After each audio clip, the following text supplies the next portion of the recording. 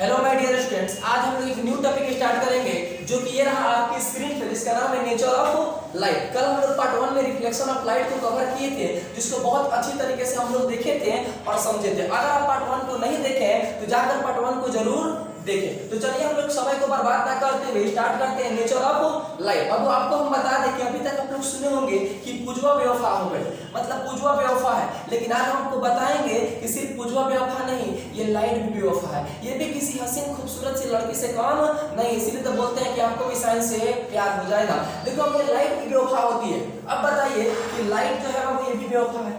Light बेवफा है तो लाइट को बेवफा कब कह सकते हैं? मान लीजिए आप किसी को बेवफा कब सकते हैं? जब हमसे ही प्यार करते हो और आपसे ही प्यार करते हो, मतलब कुछ दिन पता चलता है, कुछ दिन के बाद पता चलता है कि हमसे ही प्यार करते हो और आपसे, तो आप क्या बोलिएगा कि जा सनम जा तो बेवफा निकली। ठीक है, यानी बेवफा बोलिएगा। तो बेवफा कब बोलिएगा? जब हमसे ही प्यार करे और किसी और से भी। तो लाइट बेवफा से कम नहीं है, लाइट भी बेवफा है। तो अभी ये भी किससे प्यार करती होगी ना? तो ये प्यार करती है एक पार्टिकल से, एक पार्टिकल से, और ये एक प्यार करती है वेव से। यानी बोल सकते हैं कि लाइट दो लोगों से प्यार करती है, एक पार्टिकल से प्यार करती है और एक वेव से प्यार करती है। यानी लाइट जो होती है ना, ये डुअल नेचर की होती है। डुअल नेचर मतलब दोगली नेचर, दोगला नेचर। ठीक है, डुअल मतलब दोगला से याद रख सकते हैं। डुअल माने दो गो। जैसे आप बहुत सारा मोबाइल फोन देखो, इसमें लिखा रहता है डुअल कैमरा या डुअल सिम लिखा रहता है। डुअल सिम मतलब क्या? उसमें दो सिम लगेगा, सिम 1 एंड सिम 2, मेरा भी लगेगा और आपका भी लगेगा, उसको बोलते हैं डुअल सिम। ठीक है, सेम उसी तरह डुअल नेचर। नहीं, लाइट कौन किस नेचर का होता है? आपसे कोई भी बोले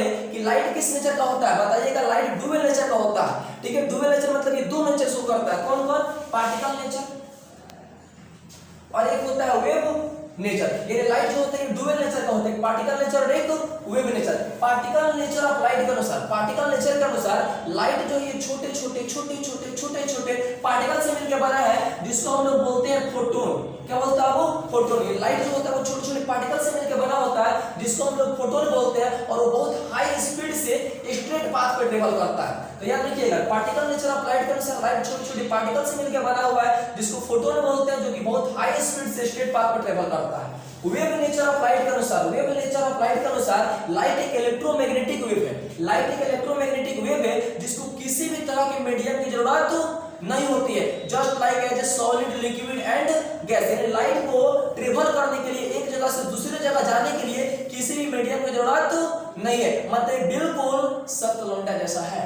ठीक है, जिसको किसी की जरूरत नहीं होती है। अगर कोई स्कूटी वाली आके बगल में खड़ा हो जाए और बोलती है कि चलिए हम आपको छोड़ देते हैं, तो बोलता है कि नहीं, हम नहीं जाएंगे, हम पैदल ही ठीक है। बिल्कुल सिंपल का जैसा, मतलब एकदम सॉफ्ट लौंडा है, एकदम सॉफ्ट लौंडा। तो याद रखिएगा, वेव नेचर ऑफ लाइट के अनुसार लाइट एक इलेक्ट्रोमैग्नेटिक वेव है, जिसको किसी भी तरह के मीडियम की जरूरत नहीं होती है। तो पहला चीज कि अगर आपसे कोई पूछे कि लाइट कितने नेचर का होता है, तो लाइट डुअल नेचर का होता है। ये दो नेचर से करता है। एक को बोलते हैं पार्टिकल नेचर और एक क्या बोलते हैं? Wave nature. पार्टिकल नेचर को हम लोग क्या बोलते हैं? पार्टिकल नेचर क्या होता है? तो पार्टिकल नेचर के अनुसार लाइट छोटे पार्टिकल से मिलकर बनता है, जिसको फोटोन बोलते हैं, जो कि बहुत हाई स्पीड से स्ट्रेट पाथ पर ट्रेवल करता है। और वेव नेचर के अनुसार लाइट एक इलेक्ट्रोमैग्नेटिक वेव है, जिसको किसी भी तरह के मीडियम की जरूरत नहीं होता। अब सोचा गया कि इस प्यार को क्या नाम दें? ठीक है, तो सोचा गया कि पार्टिकल नेचर और वेव नेचर दोनों को मिला के बोला जाता है quantum theory of light. Quantum theory of light. यानी अगर आपसे कोई बोलेगा क्वांटम थ्योरी ऑफ लाइट क्या होता है, तो particle nature and wave nature दोनों का कॉम्बिनेशन मिलाकर हम लोग क्या बोलते हैं? उसको क्वांटम थ्योरी बोलते हैं। तो कोई भी अगर आपसे पूछे क्वांटम थ्योरी ऑफ लाइट क्या होता है, सिंपल बोल सकते हैं, तो combination of particle nature and wave nature of light is called quantum theory of light. यानी पार्टिकल नेचर ऑफ लाइट और वेव नेचर ऑफ लाइट दोनों को मिला के एक वर्ड बोलते हैं क्वांटम थ्योरी ऑफ लाइट। ठीक है, आगे हम लोग जो पढ़ेंगे उस टॉपिक का नाम है, आगे जो हम लोग टॉपिक पढ़ेंगे उस टॉपिक का नाम है reflection of light. Reflection of light from plane mirror. Reflection of light from plane mirror. यानी रिफ्लेक्शन ऑफ लाइट हम लोग किससे करेंगे? अब प्लेन मिरर से। प्लेन मिरर क्या होता है हम लोग आगे वाले वीडियो में देखेंगे, लेकिन अभी के लिए सिर्फ इतना ही बता दें कि प्लेन मिरर वही है जिसमें आप अपनी खूबसूरती को निहार के, ठीक है, निकालते हैं कि आज तो कोई पक्का मिल ही जाएगा।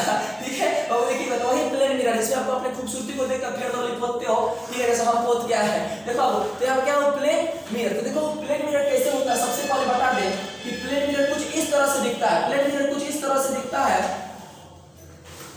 देखिए वो यानी प्लेन मिरर हम लोग ऐसे शो करके दिखाते हैं। जैसे एप्पल सुनो दिमाग में क्या आता है, जैसे मान लीजिए कि आप ऐसे देखते हो तो नाइकी दिमाग में आता है, काटा हुआ सिम देखते हो तो एप्पल दिमाग में आता है, आईफोन के दिमाग में आता है, समझ रहे हो। ऐसे देखते हो तो दिमाग में ऑडी आता है, क्या आता है वो ऑडी आता है, ठीक है। वो सेम उसी तरह याद रखिएगा कि जब भी ऐसे देखिए तो दिमाग में प्लेन मिरर आना चाहिए। जैसे आप उसको देखते हैं ना तो बोलते हैं कि हर जगह किसी के भी चेहरे में तुम्हारा ही चेहरा नजर आता है, क्या बात, कैसे प्यारी तो बात है, ठीक है। तो देखो ये प्लेन मिरर है, ठीक है, क्या वो प्लेन मिरर। अब देखो अब ये प्लेन मिरर है और मान लीजिए कि यहाँ पे एक खूबसूरत सा लड़का शिबलू है जो कि अपने हाथ में लिया है टॉर्च, ठीक है, हाथ में वो टॉर्च लिया है टॉर्च। अब टॉर्च से बहुत सारा लाइट निकलेगा, टॉर्च से बहुत सारा क्या होगा लाइट रे निकलेगा, लेकिन हम सिर्फ और सिर्फ एक ही लाइट रे को दिखाएंगे, ठीक है। जैसे मान लीजिए कि लड़कियां तो हजार हैं, लड़के तो हजार हैं, लेकिन उनमें से आपको एक ही पसंद आता है। आप मिलते हैं तो बोलते क्या है कि हमने चेहरे तो हजार देखे पर पता नहीं आपके चेहरे को देखकर हमको कुछ कुछ होता है,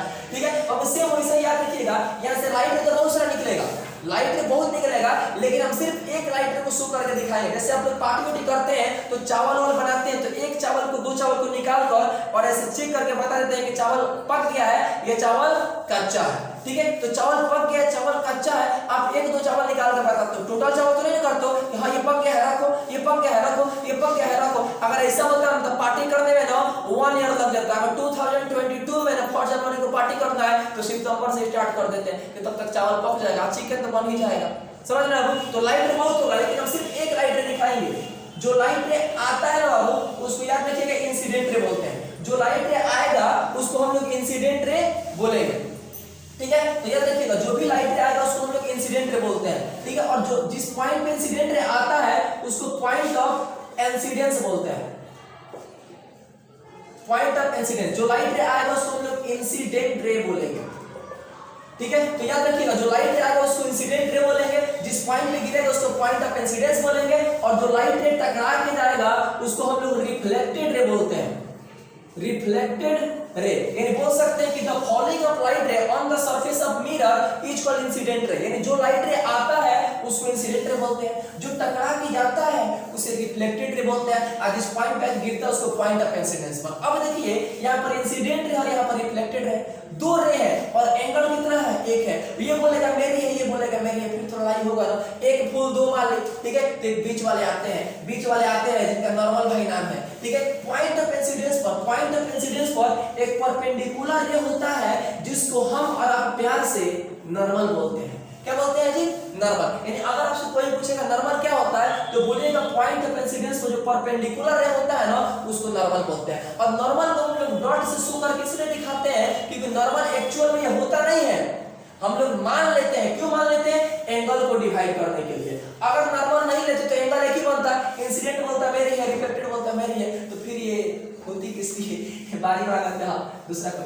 सुना तो थोड़ा ध्यान से देखिएगा। अब यहाँ पे क्या वो नॉर्मल है, क्या वो नॉर्मल। तो इंसिडेंट या नॉर्मल के बीच वाला जो एंगल बना इसको हम लोग बोलते हैं एंगल ऑफ इंसिडेंस, जिसको स्मॉल आई से डिनोट करते हैं। और यहाँ पर रिफ्लेक्टेड रे है और नॉर्मल, इसके बीच में भी एक एंगल बनता है जिसको हम लोग एंगल ऑफ रिफ्लेक्शन बोलते हैं, एंगल ऑफ रिफ्लेक्शन, जिसको स्मॉल आर से डिनोट करते हैं। तो याद रखिएगा जो लाइट रे आएगा उसको इंसिडेंट रे बोलेंगे, जिस पॉइंट पे गिरेगा उसको पॉइंट ऑफ इंसिडेंस बोलेंगे, जो टकरा के जाएगा उसको रिफ्लेक्टेड रे बोलेंगे, पॉइंट ऑफ इंसिडेंस पे जो परपेंडिकुलर होगा उसको नॉर्मल बोलेंगे, इंसिडेंट या नॉर्मल के बीच वाला को एंगल ऑफ इंसिडेंस बोलेंगे, और रिफ्लेक्टेड या नॉर्मल के बीच वाला को एंगल ऑफ रिफ्लेक्शन बोलेंगे। कोनो दिक्कत है, हमको नहीं लगता दिक्कत होगा, ठीक है। चलो तो आगे हम लोग बढ़ते हैं, हम लोग पढ़ेंगे law of reflection, law of reflection पढ़ेंगे।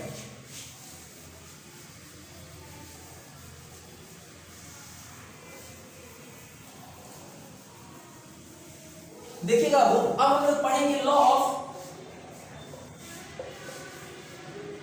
रिफ्लेक्शन, लॉ ऑफ रिफ्लेक्शन पढ़ेंगे। सबसे पहली बात कि लॉ ऑफ रिफ्लेक्शन होता क्या है। देखो हम आपको बता दें कि जब भी लाइट किसी सरफेस से टकराता है, कि सरफेस से टकराता है और टकरा कर जाता है तो ये कुछ लॉ, कुछ रूल, कुछ नियम फॉलो करता है। फॉर एग्जांपल अगर हम लोग रोड पे चलते हैं तो उसके लिए कुछ लॉ बनाया गया है कि हमेशा हम लेफ्ट साइड से चलेंगे, राइट साइड से चलते हैं तो एक्सीडेंट होता है तो गलती हमारा है, लेकिन लेफ्ट साइड से चलते हैं और एक्सीडेंट हो जाए तो गलती सामने वाला का है। लेकिन इंडिया में कुछ अलग है, ठीक है। अगर साइकिल वाला, अगर मान लीजिएगा साइकिल वाला है और ट्रक में जाकर खुद मार दे तो ट्रक वाला मतलब गलती है, क्योंकि बड़ा वाला को देखा जाता है। अगर मान लीजिए कि कोई मतलब कार है, ठीक है, और ट्रक वाला ले जाकर मार दे तो फिर भी कार वाला का दिक्कत। अगर बाइक वाला कार में मार दे तो बाइक वाला का होता है। ठीक है, इंडिया में कुछ नियम अलग है, लेकिन अगर स्कूटी वाला कार को मार दे ना, ठीक है, तो कार वाला का तो दिक्कत है। लेकिन अगर मान लीजिए कि कोई खूबसूरत सी लड़की अगर कार चला रही हो, स्कूटी ले जाकर मार दे या कोई बाइक ले जाकर मार दे तो फिर भी बाइक वाला पिटाएगा। क्या आप जानते हैं उसमें खूबसूरत सी परी बैठी है,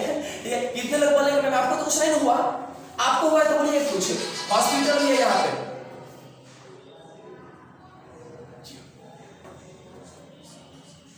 चलिए अब देखिए, ठीक है, तो यार देखिएगा जब भी कोई लाइट रे आता है टकरा के जाता है तो कुछ लॉ को फॉलो करता है। अब लॉ ऑफ रिफ्लेक्शन, आप इसको पूरा हम बोल सकते हैं law of reflection of light, आप इसको सिंपल बोल सकते हैं लॉ ऑफ रिफ्लेक्शन। जब भी लाइट आता है टकरा के जाता है तो ये दो लॉ को फॉलो करता है। सबसे पहला अब याद रखिएगा कि जो लाइट रे आता है उसको हम लोग इंसिडेंट बोल अभी पढ़े थे, जो लाइट रे जाएगा उसको हम लोग क्या बोलते हैं, वो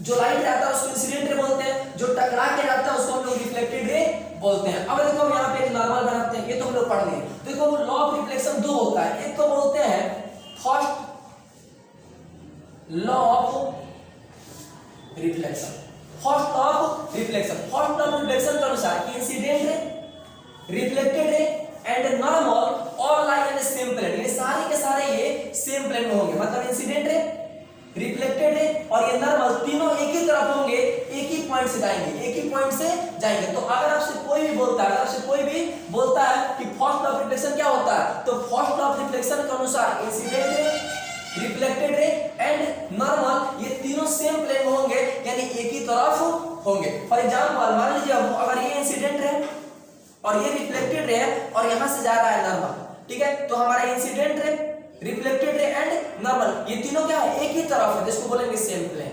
ठीक है, तो फर्स्ट लॉ ऑफ रिफ्लेक्शन के अनुसार फर्स्ट लॉ ऑफ रिफ्लेक्शन के अनुसार ये हमारा इंसिडेंट रे, मान लीजिए कि हमारा इंसिडेंट रे ये टकरा के जा रहा है, इसका कैप किधर दिख रहा है, टकरा के जा रहा है, रिफ्लेक्टेड रे और ये क्या है वो नॉर्मल। तो incident ray, reflected ray and normal all lie in same plane, यानी तीनों के तीनों सेम प्लेन में होते हैं, एक ही तरफ होता है। ठीक है, अब देखो सेकंड एक होता है सेकंड लॉ ऑफ रिफ्लेक्शन,